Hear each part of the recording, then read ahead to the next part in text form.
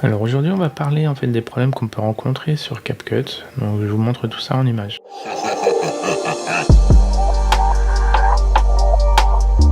Monter des problématiques sur CapCut, donc je vais essayer d'expliquer un petit peu les erreurs que vous pouvez rencontrer. Ceux que vous m'avez remonté, c'était la plupart du temps pour les exports. Donc ce qu'il faut comprendre, CapCut est gratuit pour la quasi-totalité du projet. Vous pouvez exporter sans ce soit payant. Par contre, il faut faire attention, vous avez des options qui ne sont pas forcément très visibles, mais que vous pouvez voir. Si vous voyez ici par exemple sur amélioration d'image, vous avez un petit marqueur marqué pro. Pareil pour la suppression des scintillements. Si vous le cochez, on va le faire directement. Si vous le cochez, vous faites exporter et vous avez tout de suite l'information CapCut Pro.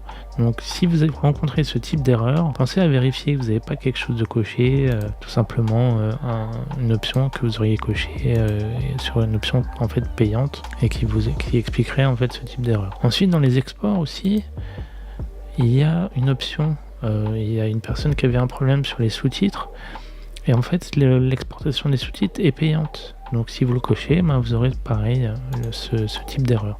Donc la majorité des problèmes d'export, c'est souvent lié à ce type d'erreur sur une option que vous avez choisie, ou même des transitions. Des fois on ne le voit pas, mais il y a des transitions qui sont payantes. Si vous le mettez, vous aurez ce type d'erreur. Donc pensez à bien vérifier tout ça. Ensuite, il y a une personne qui en faisant un export, avait très peu avec quelques secondes. Là, ça va être difficile d'expliquer parce qu'il faudrait que je puisse voir exactement, mais vérifiez bien. Vous avez ici un indicatif. Donc là, c'est la durée totale de votre montage.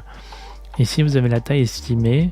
Donc c'est à peu près le poids que va faire votre vidéo à l'export.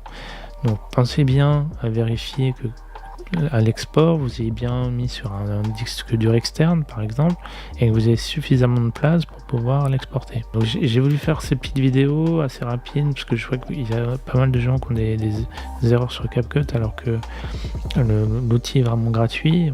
Il y a effectivement des options qui sont payantes, mais vous pouvez très bien monter un projet gratuitement. Donc il faut bien faire attention. Voilà, donc c'était une petite vidéo assez rapide sur les problèmes qu'on peut rencontrer sur CapCut. Si vous en avez d'autres, n'hésitez pas à les mettre en commentaire. Je pourrais faire un sujet là-dessus. Écoutez, je vous remercie d'avoir suivi cette vidéo et je vous dis à très bientôt.